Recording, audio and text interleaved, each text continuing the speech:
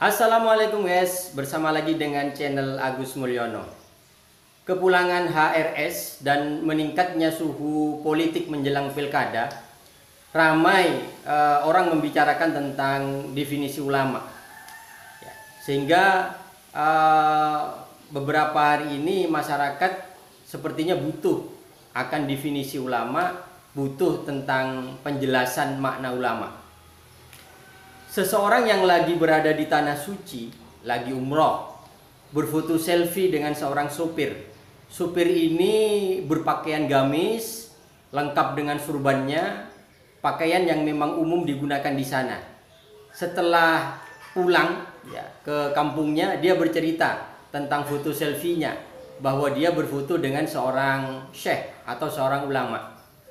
Nah, ternyata orang di kampung percaya pada cerita orang yang pulang umroh ini, bahwa di foto selfie-nya adalah seorang ulama karena melihat pakaian dan surbannya. Masih teringat dulu tentang Kanjung Dumas yang ada di Probolinggo. Dalam setiap acara pengajian atau kumpulan, si Kanjung Dumas menyiapkan 7 orang yang sudah agak tua, berjenggot putih, dipacai, didandani, kemudian dipakaikan gamis dan diberi sorban. Kemudian mereka diberi sebutan guru besar, mungkin juga diberi sebutan kiai, atau juga mungkin diberi sebutan ulama. Dan banyak orang mempercayainya karena melihat penampilannya yang meyakinkan, bergamis putih, berjenggot panjang dan bersorban.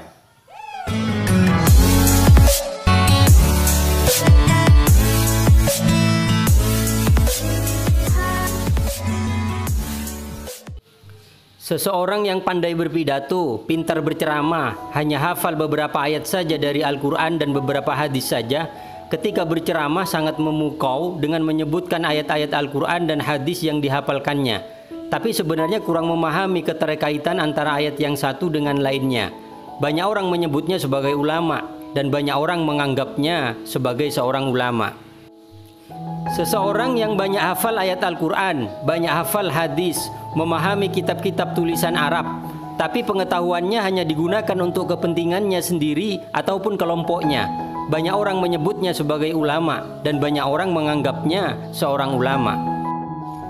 Pak Kiai menyampaikan pada santrinya bahwa seorang ulama adalah orang yang menguasai dan memahami segudang ilmu tentang kemahabenaran, kemahakuasaan Allah dan syariatnya, ayat-ayat Qur'aniyah, menguasai dan memahami segudang pengetahuan tentang fenomena alam dan sosial, ayat-ayat kauniyah, serta pengetahuan dan pemahamannya itu dapat mengantarkan mereka pada rasa khasyah kepada Allah Subhanahu wa Ta'ala.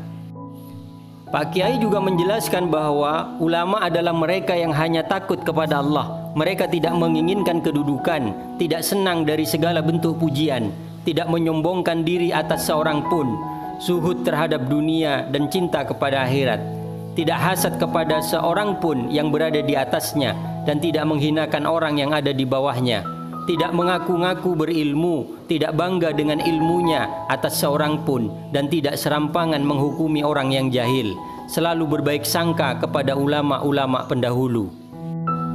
Pak Kiai juga pernah menyampaikan bahwa seorang ulama betul-betul memahami prinsip-prinsip ajaran Islam, sehingga senantiasa selalu sabar, bijaksana, berpikiran terbuka, toleran, mengayomi, menyejukkan, mencerahkan, tidak merasa paling benar sendiri, menyerukan semangat untuk belajar ilmu pengetahuan, dan juga selalu menyerukan persatuan dan kesatuan umat manusia untuk kehidupan yang lebih baik bagi seluruh makhluk dalam alam semesta ini.